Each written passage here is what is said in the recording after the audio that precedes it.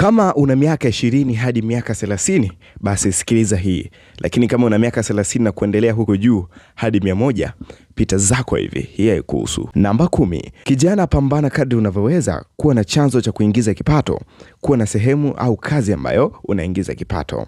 Namba 9. Acha kuona muda unao. Ujana unakimbia na usipojituma basi utatumiwa. Kwa kumaanisha nini? Usipotumia ujana wako kuboresha maisha yako, kuna uwezekano mkubwa uko uzeni ukawa mzigo wa watoto au wajukuu wako. Tumia muda vizuri. Namba 8. Acha kujiona wewe bado mtoto au mdogo sana. Itakufanya uone bado haujakuwa.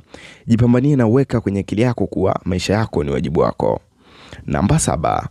Tafuta ujuzi ambao unaweza kuwa sehemu ya kuongeza thamani yako na watu kuwa tayari kukulipa kupitia ujuzi wako. Ingia Google, tafuta high income skills, kisha ishi nao. Namba 6.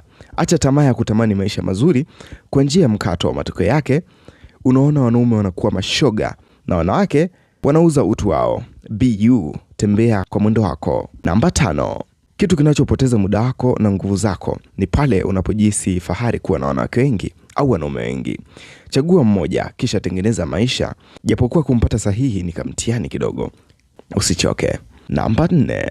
Ishinde tabia sijui watu watakuonaje. Fanya kazi ili mradi ini hali wewe piga kazi. Maana watu hata hawajali kuhusu wewe. Ni mawenge yako tu. Shenzi kabisa. Nisikilize. Namba 3. Acha tabia kulalamika na kutaka kuwarudisha watu ambao hawajali kuhusu wewe.